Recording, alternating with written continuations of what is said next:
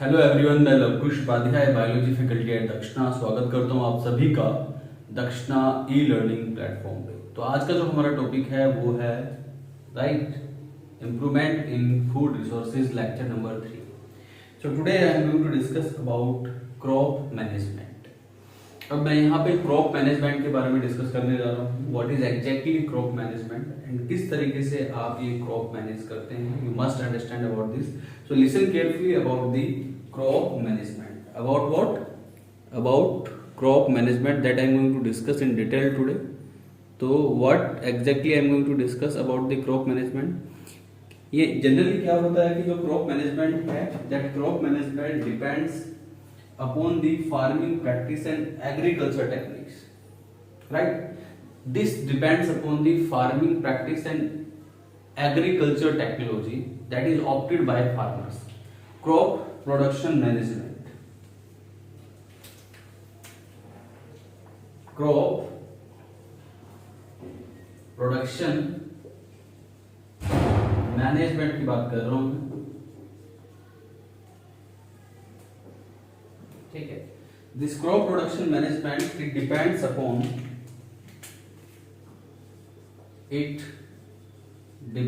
Upon farming practices and agricultural techniques opted by farmers. Crop production management depend करता है farming practices and agriculture techniques. तो agricultural techniques और farming practice पे depend करता है crop production management. उससे ज्यादा क्रॉप प्रोडक्शन मैनेजमेंट डिपेंड करता है फार्मर की फाइनेंशियल कंडीशन पे, राइट। फार्मर कितना पैसा क्रॉप प्रोडक्शन में खर्च कर सकता है, कितनी मनी स्पेंड कर सकता है इन क्रॉप प्रोडक्शन, राइट। उसकी फाइनेंशियल कंडीशन क्या है, इस बात पे भी क्रॉप प्रोडक्शन मैनेजमेंट डिपेंड करता है। तो ये बात आपको याद रखनी है, ठीक है। बियॉन्ड एवरीथिंग सबसे ज्यादा इसी पे डिपेंड करता है क्रॉप प्रोडक्शन मैनेजमेंट। तो this crop production management also depends on, ये किस पर डिपेंड करता है? Also depends upon financial condition of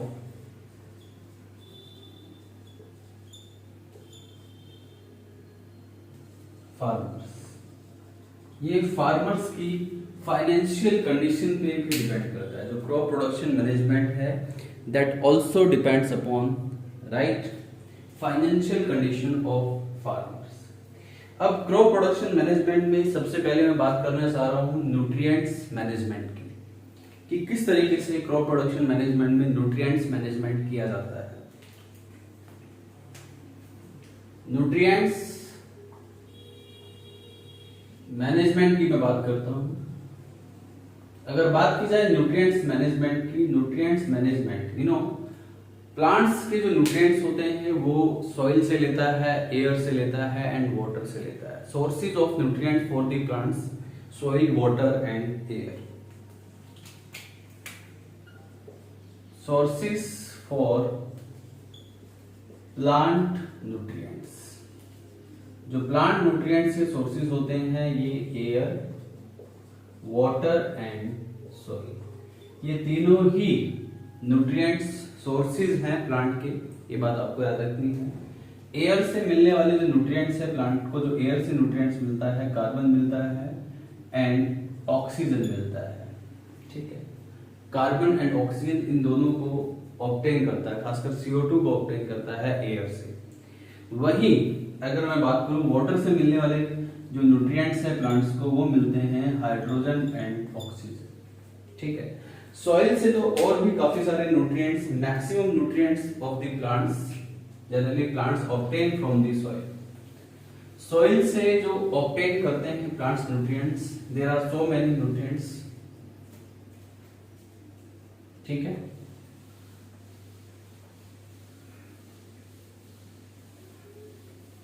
nutrients obtain from soil,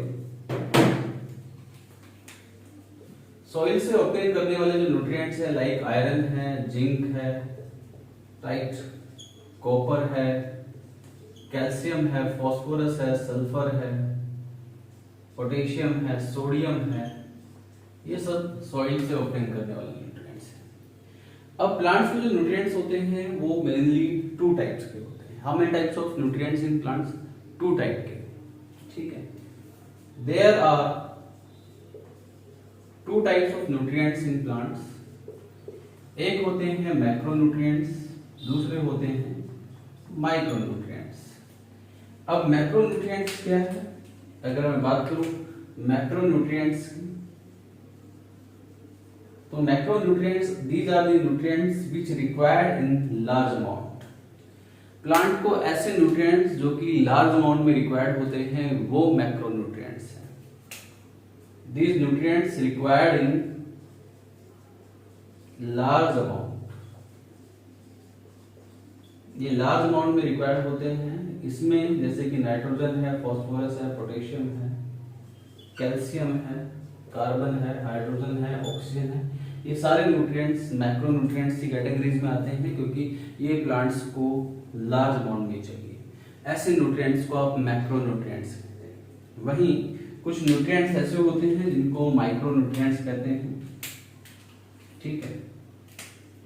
कुछ न्यूट्रिएंट्स माइक्रो न्यूट्रिएंट्स भी होते हैं, इनके बारे में भी जान लीजिए। There are some nutrients in plants which are micro nutrients. Micro nutrients में जैसे कि आता है zinc, iron, copper, boron etcetera, ये सब माइक्रो न्यूट्रिएंट्स में आते हैं, ठीक है।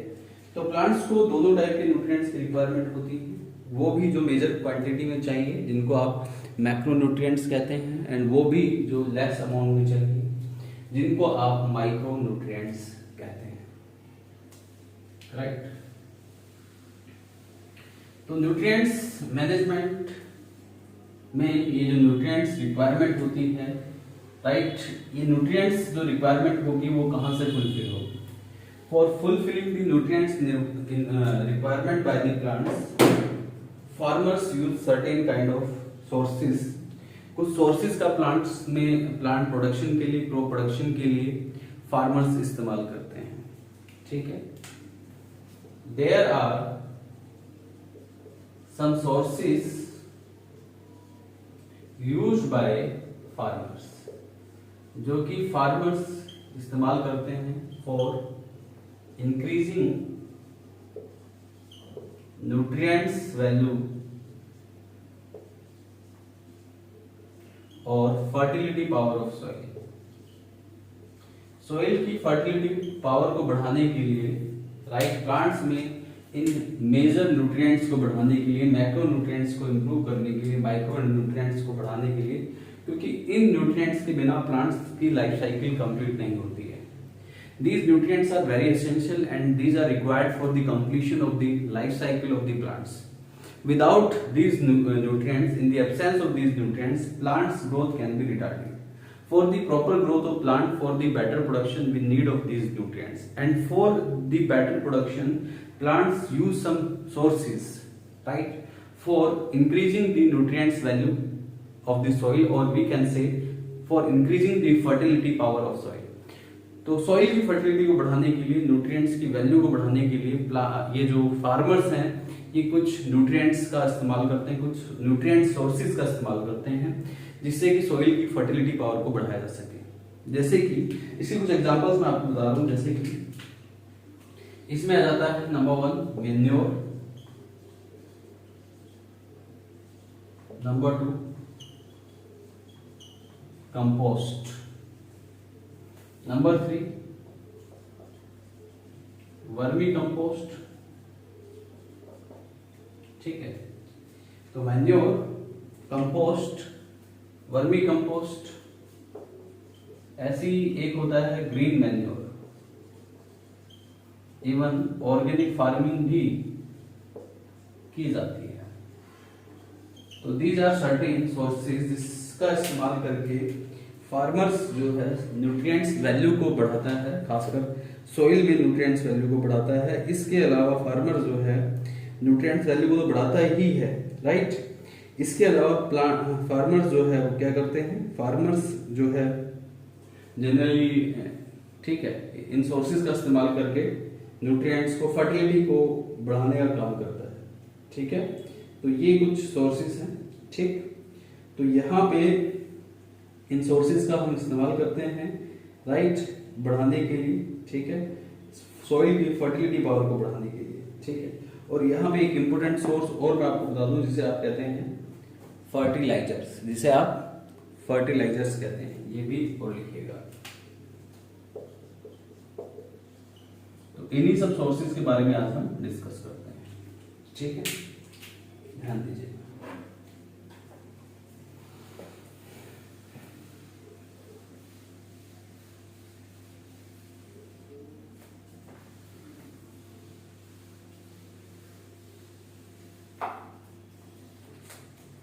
तो देखिए, ध्यान दीजिए।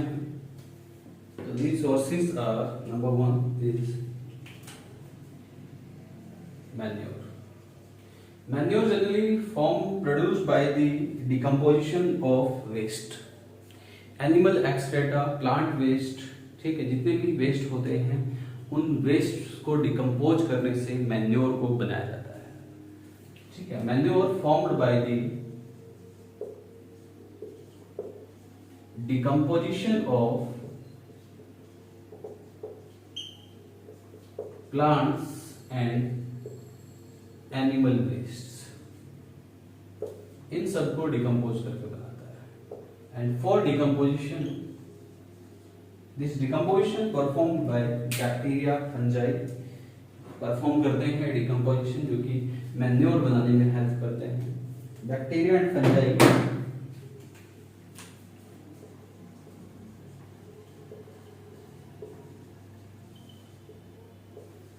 helps to form manure, ठीक है। ये जो मैन्योर होते हैं helps to maintain the soil profile, soil की क्वालिटी को मेंटेन करने में हेल्प करते हैं, right. helps to maintain soil quality and increase the fertility of soil, soil की फर्टिलिटी को बढ़ाने का भी ये मैन्योर काम करते हैं। मैन्योर के बाद है compost.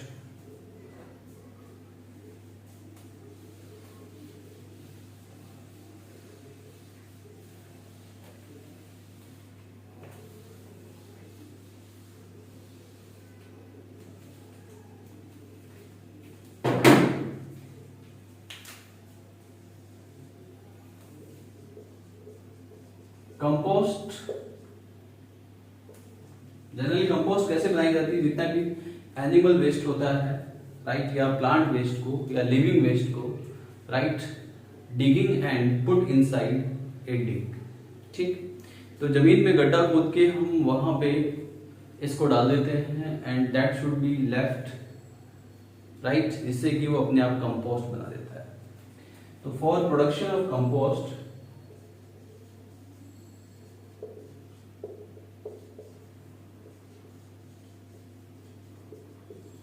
we mainly used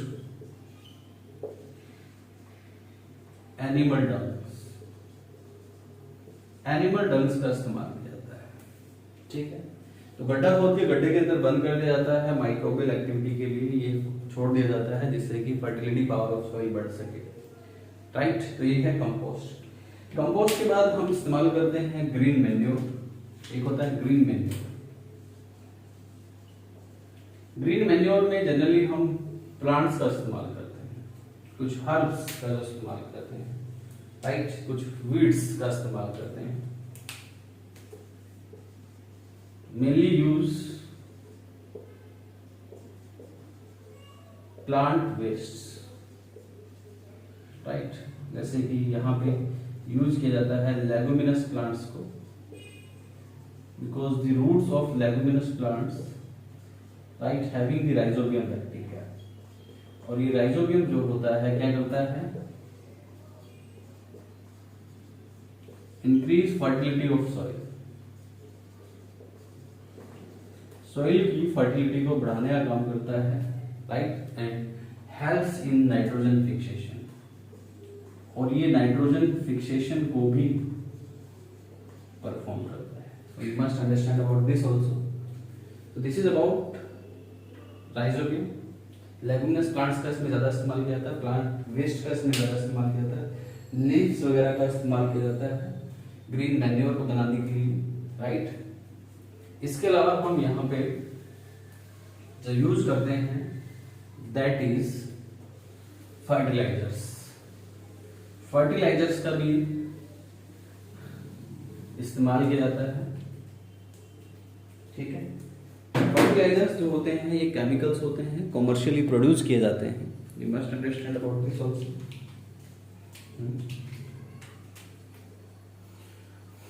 fertilisers,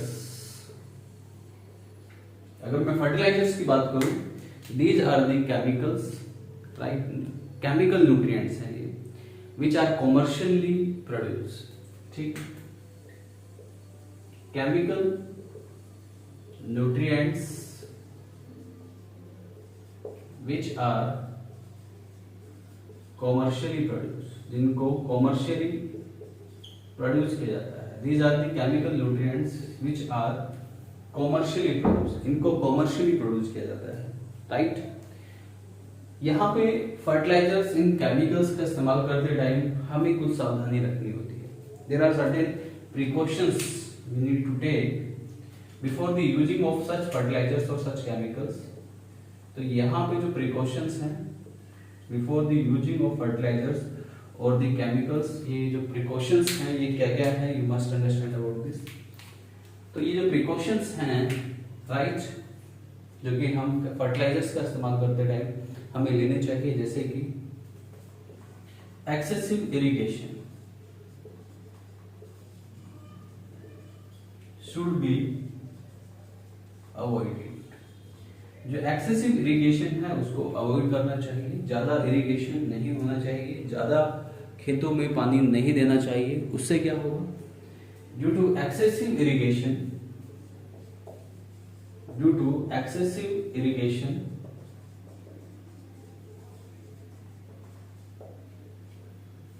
the nutrients cannot be absorbed by soil. soil इनको एब्जॉर्ब नहीं कर सकता है, ये flow with the irrigation water, ठीक है, flow with the irrigation water के साथ ये फ्लो हो जाते हैं, ठीक है। तो प्रिकॉशन नंबर 1, एक यहां पे हमें दूसरा प्रिकॉशंस लेना है, सेकंड प्रिकॉशंस। तो ये एक्सेसिव इरिगेशन की, राइट। दूसरा, हमें इन फर्टिलाइजर्स का इस्तेमाल करते time time and dose does matter. Time and dose यानी कि ये डज मैटर, राइट। किस टाइम कितना फर्टिलाइजर आपको इस्तेमाल करना है, ये बहुत ही ज्यादा मैटर करता है, ठीक है, क्योंकि high dose of fertilisers can develop problems with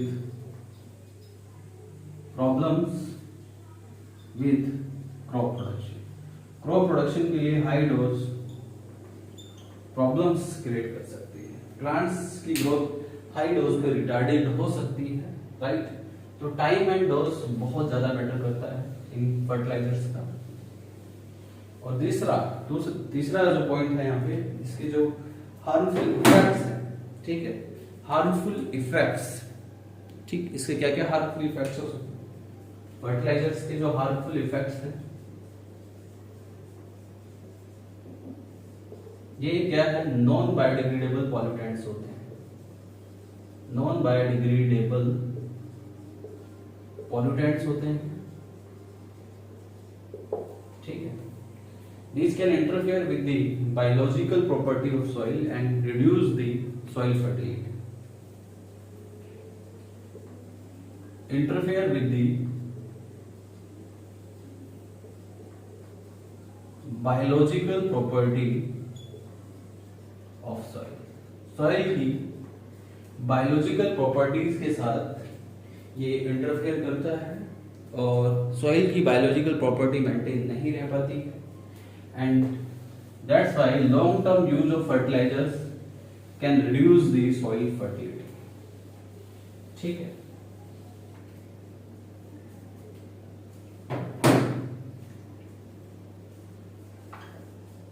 Long term use of fertilizers